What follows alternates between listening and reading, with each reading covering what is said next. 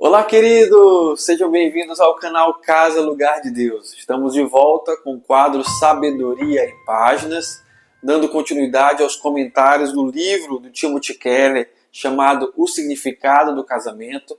Estamos praticamente na reta final dos comentários deste livro. Hoje nós vamos gravar o 7º capítulo. E o que é interessante desse capítulo é que ele não é somente destinado aos casados, mas também ele é destinado aos solteiros, aos noivos, aqueles que anseiam, aqueles que desejam vivenciar essa experiência profunda e prazerosa que é estar casado e formar uma família.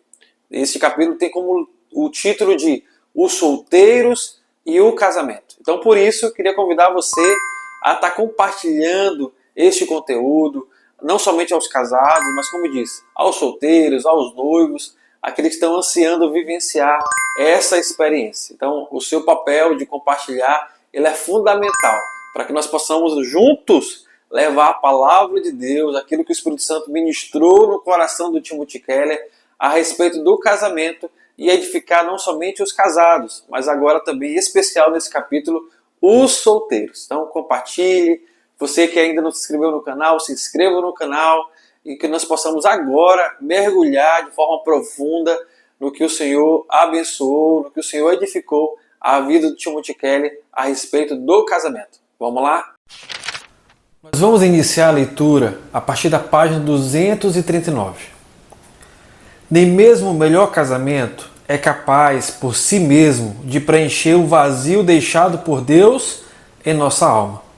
Sem um relacionamento de amor profundamente realizador com Cristo no presente e a esperança de um relacionamento perfeito com Ele no futuro, os cristãos casados colocarão pressão demais sobre o casamento como fonte de realização, o que nunca é saudável. Se um cristão solteiro não desenvolver um relacionamento de amor profundamente satisfatório com Jesus, colocará pressão demais sobre o sonho de casar, o que também não é saudável. Se, contudo, os solteiros aprenderem a descansar e a se alegrar em seu casamento com Cristo, serão capazes de lidar com a vida de solteiro sem a sensação arrasadora de que são frustrados e incompletos. Por fim, rebaixe o valor que o casamento e família têm em seu coração. Coloque Deus em primeiro lugar e desfrute a excelência da vida de solteiro. O casamento não é Deus e não foi constituído para se tornar o nosso ídolo. Por isso que Tim Keller diz que nem mesmo o melhor casamento ele tem capacidade em si mesmo de preencher o vazio deixado pelo próprio Deus na nossa alma. Queridos, isso confronta a experiência muito comum em alguns casamentos. A ideia de que o casamento pode completar. A ideia que o casamento pode curar feridas profundas e até mesmo nos trazer um sentido real da sua própria existência. Esse vazio, o tamanho desse vazio deixado no nosso coração, ele tem o tamanho do próprio Deus.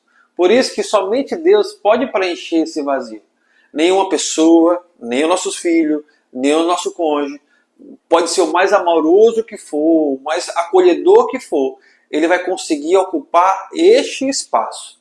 Quando nós tentamos fazer com que o nosso cônjuge preencha esse espaço, nós vamos sofrer, nós vamos nos decepcionar, nós vamos colocar uma carga muito alta no outro. E isso vai fazer com que esse casamento ele comece a viver um desgaste. Por quê? Nós estamos esperando, nós estamos com uma expectativa que o casamento pode nos trazer algo que ele não foi criado para nos trazer. E vivendo isso, infelizmente, nós podemos trazer um grande perigo para o nosso casamento, que é sobrecarregá-lo. Por isso que Tim Keller diz que se antes nós não tivermos nutridos pelo amor verdadeiro de Jesus, nós vamos começar a exigir e cobrar de forma exaustiva o nosso cônjuge, por uma realização emocional, por uma validação constante e uma felicidade permanente. E isso, cada vez mais, vai gerar cobrança e frustração para quem nós estamos cobrando e para nós mesmos. Nós vamos nos tornar pessoas ressentidas, porque nenhum ser humano ele consegue ser o salvador do outro. O problema, querido, não é amar demais o nosso cônjuge. O problema é amar o nosso cônjuge como se ele fosse o próprio Deus. E este mesmo erro acontece com os solteiros. Tim Keller é muito equilibrado aqui. Ele diz o seguinte, que o erro não é somente dos casados, porque se um cristão solteiro ele não desenvolve a sua relação individual e particular com a pessoa de Jesus, ele começa a colocar uma pressão muito grande, excessiva, no sonho de casar, no sonho de formar uma família, como se esse casamento, essa experiência de viver em família, fosse a sua verdadeira salvação.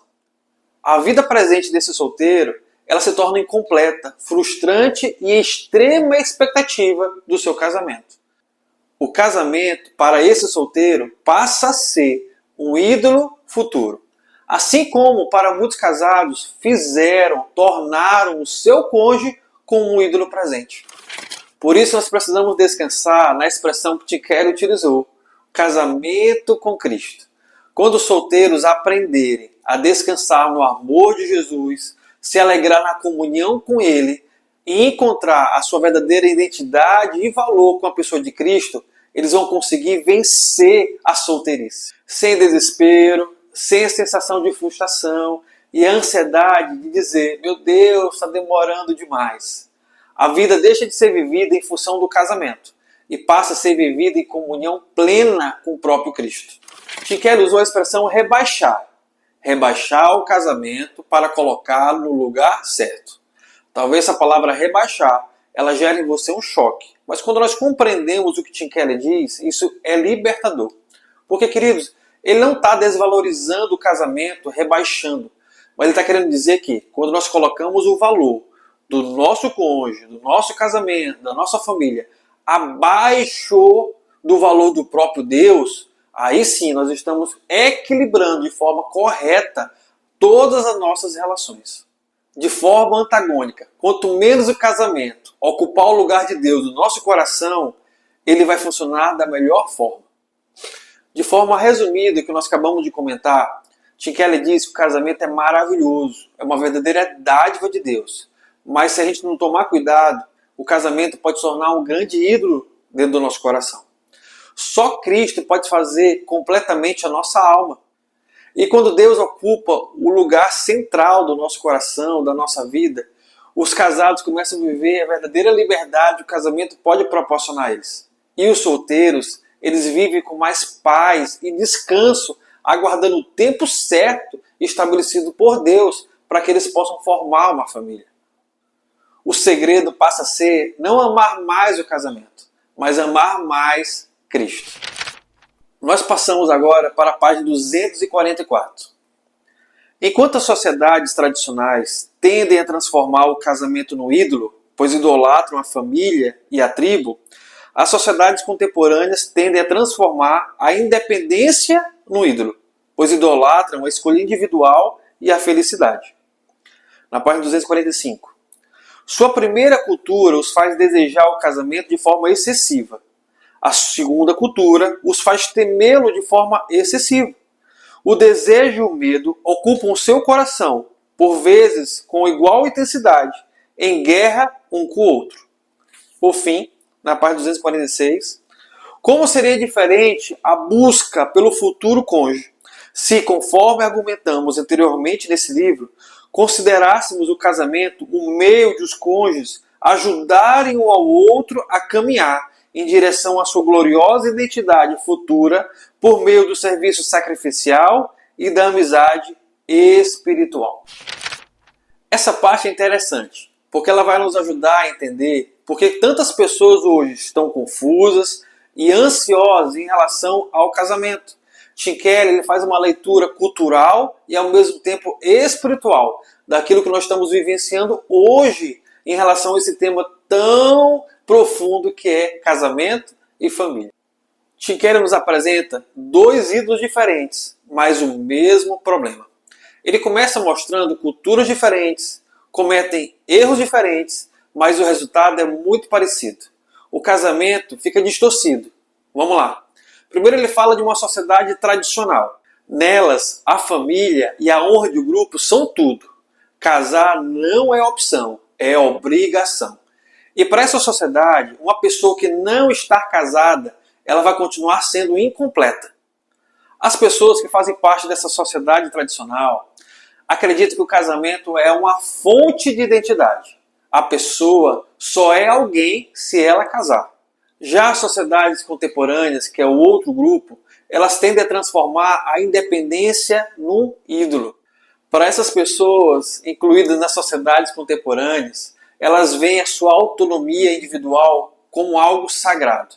A felicidade pessoal, ela não está numa mesa de negociação.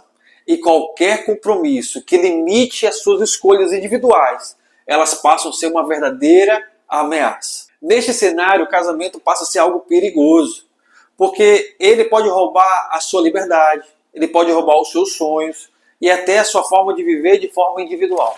Tudo isso gera um conflito interno entre o medo e o desejo. Tim Keller descreve isso como o drama moderno do nosso tempo.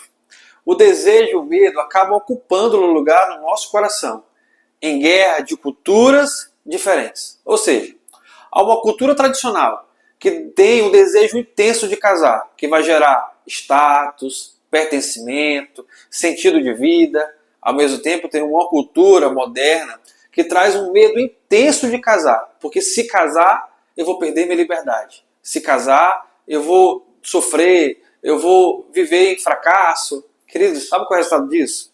São pessoas que querem casar, mas têm um pavor de se comprometer. Tem pessoas que desejam intimidade, mas eles fogem das suas responsabilidades.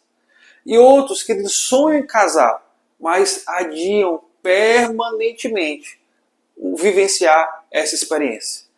É claro que isso acaba se tornando uma geração emocionalmente dividida. E uma coisa nós precisamos afirmar: o problema não é o casamento, mas é o propósito que essas pessoas estão vendo o casamento. Tim Keller em nenhum momento está dizendo que uma cultura é melhor do que a outra, que uma cultura está certa e outra está errada. Não é isso que Tim Keller está dizendo. Tim Keller está querendo dizer que ambos, em dar ao casamento um papel que ela não deveria ter, faz com que, para algumas pessoas, elas vejam o casamento como uma salvação e para outro grupo de pessoas vejam o casamento como uma ameaça. E para ambos os cenários, tanto para a cultura moderna como a cultura tradicional, o casamento deixa de ser visto como um verdadeiro propósito que o Senhor definiu. Aí nós entramos no resgate bíblico. Eu queria convidar você a assistir outros episódios que nós falamos sobre a amizade espiritual. O resgate bíblico é fazer com que, dentro da relação conjugal, o casal viva uma amizade espiritual, um serviço sacrificial. Então Tim Keller faz uma pergunta-chave: como seria diferente se, ao buscássemos o nosso cônjuge, nós víssemos o casamento como? Não como algo que nos trouxesse uma realização pessoal e individual. E nem que o casamento nos trouxesse ou nos roubasse, quer dizer, a nossa verdadeira liberdade. Mas se o casamento fosse, e realmente é, a junção de duas pessoas imperfeitas que precisam ajudar uma a outra nesse processo de santificação e encontrar a sua verdadeira identidade na pessoa de Deus. E é isso que é a verdadeira amizade espiritual. Companheirismo, ajudando um ao outro para que o outro consiga viver e ter uma experiência profunda com Cristo. Ao mesmo tempo, uma relação que envolve sacrifício, de parar de buscar suas próprias necessidades, os seus próprios desejos, para amar o outro, mesmo sendo diferente, mesmo tendo alguns pensamentos divergentes do seu, mas amar o outro em primeiro lugar. Vivendo esse modelo, o casamento não precisa salvar você. O casamento não precisa ameaçar você. O casamento se torna um instrumento de formação espiritual e de santificação rumo à glória. Quando nós começamos a ver o casamento dessa forma, a enxergar o casamento como o Senhor enxerga, com verdadeiro propósito, o nosso desespero começa a diminuir. Os nossos medos eles começam a perder força. E nós paramos de buscar aquilo que nos deixávamos ansiosos. Porque, queridos, não se trata de encontrar alguém que complete os nossos sonhos, mas alguém que pode ajudar você a caminhar em direção daquilo que o Senhor projetou para a sua vida. O Timothy Keller apresenta vários conselhos práticos para você tomar uma decisão em relação ao seu futuro cônjuge. Eu não vou desmerecer alguns conselhos, não é isso. Mas particularmente eu vou colocar 2 conselhos que eu acho mais importantes dentro daquilo que ele listou. Eu queria ler com você e logo em seguida eu vou comentar. O primeiro conselho é: não se permita criar um envolvimento emocional profundo com uma pessoa não cristã. Passagens como o número 12, em que Moisés se casa com uma mulher de outra etnia, identificam que a preocupação de Deus não era o casamento interracial, mas o casamento com alguém de outra fé. Muita gente considera que desestimular os cristãos a se casar com alguém que não compartilha da mesma fé é algo preconceituoso e bitolado. Mas há fortes razões para essa regra bíblica, na página 256. Se você casar com alguém que não compartilha da sua fé, há 2 caminhos a seguir. No primeiro, você terá de se tornar cada vez menos transparente. Na vida cristã normal e saudável, você relaciona Cristo e o Evangelho a todas as coisas. No segundo caminho, a pior possibilidade é você remover Cristo da posição central em seu consciente. Terá de deixar o fervor de seu coração por Cristo esfriar. Esses 2 resultados possíveis são obviamente terríveis. Por isso você não deve se casar com alguém que você sabe que não compartilha da sua fé cristã. O outro conselho está na página 261. E isso é interessante. Vamos lá. Não se torne, contudo, uma imitação de cônjuge para alguém que não deseja assumir um compromisso com você. Se um relacionamento vem se arrastando há anos e não há sinal de aprofundamento ou progresso rumo ao casamento, é possível que a outra pessoa tenha encontrado um nível de relacionamento aquém da relação conjugal, no qual ela recebe tudo o que deseja e não sente necessidade de entrar no estágio final do compromisso. Eu apresentei aqui apenas 2 conselhos, diante de vários que Tim Keller deixou aqui registrado no livro. O primeiro conselho que eu achei importante foi o seguinte: Tim Keller diz: não se permita criar um relacionamento emocional, um envolvimento emocional profundo com a pessoa não cristã. Tim Keller em nenhum momento agiu aqui com preconceito. Pelo contrário, Tim Keller nos lembrou que a Bíblia não proíbe casamentos de etnias, de culturas diferentes. Apenas ele deu o exemplo de Moisés, em Números 12, mostrando isso claramente. A preocupação da Bíblia não é racial, não é cultural, ela é espiritual. O problema não é ser diferente do outro, é ter no seu coração centros, ídolos diferentes. Tim Keller apresenta 2 caminhos nesse cenário. O primeiro caminho é ter uma vida dividida. Você continua sendo cristão, você continua acreditando em Deus, você continua tendo a sua vida de oração, de busca ao Senhor, porém você não consegue ser extremamente transparente. Você não consegue ter liberdade suficiente para falar de Cristo, para compartilhar das suas experiências, de você compartilhar daquilo que você está vivendo, de você não compartilhar das decisões que o Senhor tem colocado no seu coração a respeito do Evangelho. Sabe o que vai acontecer? A gente nunca vai conseguir falar abertamente das experiências que nós estamos tendo. Porque o outro não vai entender. O outro não vai compreender. E se nós buscarmos a falar cada vez mais, expor cada vez mais, a interpretação que o outro vai ter de nós é que nós estamos ficando fanáticos. O segundo caminho é o mais perigoso, porque Jesus deixa de ser o centro da sua vida. Sabe o que acontece? Para evitar conflitos nesse cenário, o cônjuge, ele passa a silenciar a sua fé. Ele passa a relativizar suas convicções. E isso vai fazer com que ele vá esfriando o seu amor e sua paixão pelo Evangelho de Cristo. E Cristo acaba com o tempo deixando de ser o centro do seu coração. O cônjuge vivendo esse cenário não é porque ele decidiu abandonar Jesus. Não é sobre isso.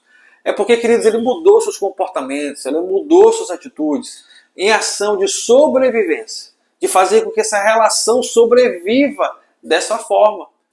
E sendo sincero e bem honesto, Tim Keller diz que esses 2 cenários são muito ruins. E ele conclui: não é saudável, não é benéfico entrar num casamento onde você precise rebaixar a sua fé, rebaixar aquilo que você acredita, rebaixar o verdadeiro amor que encontrou você. E isso não é preconceito, é cuidado espiritual. Tim Keller usa até uma palavra chamada bitolado, uma palavra moderna. Essa palavra bitolado quer dizer o seguinte, que os cristãos não são melhores e os não cristãos não são os piores. A questão não é essa. O ponto é que casamento exige o que é mais profundo. É Cristo, o nosso amor pela pessoa de Cristo. Se Cristo é o centro da sua identidade, do seu valor, casar com alguém que pense diferente, que tem uma outra convicção em relação à fé, vai gerar com o tempo, no futuro presente mesmo, tensões que não serão saudáveis. No segundo conselho, Tim Keller diz para não vivermos com alguém quase cônjuge. Esse termo quase cônjuge. Por que ele diz essa expressão? Quer dizer, muitas pessoas, dentro de um relacionamento de namoro ou de corte, de noivado, que antecede o casamento, algumas pessoas se identificam como casados. E mesmo solteiros, sem uma responsabilidade assumida oficialmente de estar casado, ele se adapta, ele se sente bem, confortável a estar solteiro como se tivesse casado. Estamos falando aqui de um cenário, de um relacionamento que já dura muitos anos, que tem intimidade emocional, que tem exclusividade e até mesmo uma vida sexual ativa, mas não caminham para um casamento compromissados oficialmente. E o que está acontecendo de verdade? Tim Keller deixa bem claro. Nessa relação, uma das partes está tão confortável, sabe? Ele já recebe tudo o que quer, ele tem companhia, ele tem afeto, ele tem comunhão, tem relação sexual. Para que compromisso? Para que dar um passo onde vai gerar dele muito mais responsabilidade ou dela muito mais responsabilidade? Assim, tá bom demais. Sabe qual é o perigo dessa relação? O coração fica preso numa expectativa futura, como se, eu vou casar, eu vou casar, eu vou casar, só que esse casamento não chega. Consome sua energia, consome sua força. Isso vai roubando o seu tempo, vai discernindo, querido, e impedindo você viver sonhos que o Senhor tem colocado diante de você. Então, fuja, saia desse relacionamento e procure alguém que valorize você e decida com você construir uma família que o Senhor sempre sonhou. Olha, nós não podemos normalizar a ausência de compromisso. Porque quem ama de verdade não mantém o outro em espera indefinida. Em resumo daquilo que nós lemos e comentamos, Tim Keller nos ensina. O amor que exige de você abrir mão de Cristo, esse amor não é um amor saudável. Relacionamento sem direção clara para um compromisso conjugal, oficial, isso fere a sua dignidade. Proteger o seu coração é um ato de sabedoria para evitar dor no amanhã. Para encerrar o conteúdo desse episódio, eu queria dizer para você o seguinte, para você que é solteiro e também para você que é casado. Não negocie a sua fé em Cristo. Isso nunca poderá estar numa mesa de negociação. Porque com sua fé em Cristo bem firmada, as suas raízes vão estar profundas e nutridas nele. E isso vai trazer para você uma colheita sobrenatural. Então, queridos, que Deus te abençoe e te fortaleça nas decisões mais importantes da sua vida, colocando Jesus em prioridade. Assim nós encerramos o 7º capítulo do livro Significado do Casamento de Tim Keller. O próximo episódio será nosso último capítulo nessa jornada aí já de 2 meses. Eu sou muito grato a Deus e glorifico a Ele porque você tem acompanhado os conteúdos. Eu tenho dito, se você tem assistido os conteúdos e até o fim deles, é porque você tem decidido a investir no seu casamento. E você que é solteiro, você está investindo no seu futuro casamento e na sua futura família, que eu acredito que será uma bênção na sua vida, dada por Deus. Então, que Deus te abençoe, não se esqueça de inscrever, de compartilhar esse conteúdo e nós nos vemos no último capítulo do livro de Tim Keller, que com certeza será mais uma vez uma bênção para a nossa vida. Que Deus te abençoe, até o próximo episódio.